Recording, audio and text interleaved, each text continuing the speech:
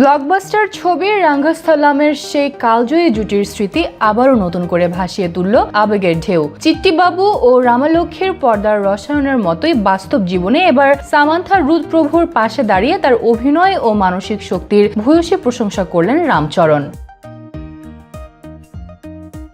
2026 সালের জুনে মুক্তি পাওয়া সামান্থার অ্যাকশন পিরিয়ড ড্রামা মা ইন্টি বাঙ্গারাম ঘিরে নতুন করে আলোচনায় তিনি। ছবিটি মুক্তির পর রামচরণ এক্সে পোস্ট দিয়ে লেখেন, প্রিয় সামান্থা, তুমি সবসময় দারুণ মানসিক শক্তি, নম্রতা আর দৃঢ় বিশ্বাসের এক অনন্য উদাহরণ। সামান্থা তার জীবনের কঠিন সময়ে মায়োসাইটিস নামক জটিল অসুস্থতা এবং ব্যক্তিগত সংগ্রাম সত্ত্বেও যে মানসিক দৃঢ়তা দেখিয়েছেন তা অনুপ্রেরণার। এই ছবিতে স্বর্ণা চরিত্রে অভিনয় করেছেন সামান্থা রুদ্রপ্রভু। পরিচালক নন্দিনী রেড্ডির এই প্রজেক্টে দেখানো হয়েছে এক গ্রামীণ নারীর আত্মসম্মান ও পরিবারের জন্য লড়াইয়ের গল্প, যা প্রচলিত দক্ষিণী সিনেমার বাণিজ্যিক ছক ভেঙে বাস্তবতার কাছাকাছি এসেছে।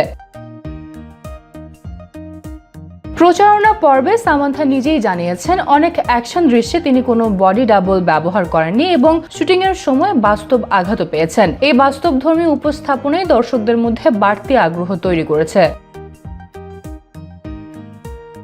মা ইন্টি বাঙ্গারাম শুধু তার কামব্যাক নয়, এটি তার প্রোডাকশন হাউস ট্রালালা মুভিং পিকচার্সের একটি গুরুত্বপূর্ণ প্রজেক্ট। এই কাজে সহযোগী হিসেবে রয়েছেন জনপ্রিয় ওটিটি নির্মাতা জুটি রাজ নিদিমরু ও ডিকে হর্ষবর্ধন। কাস্টে যুক্ত হয়েছেন বলিউড অভিনেতা গুলশান দেবাইয়া সহ আরও আঞ্চলিক তারকারা, যারা ছবিটিকে দিয়েছে প্যান ইন্ডিয়ান রূপ।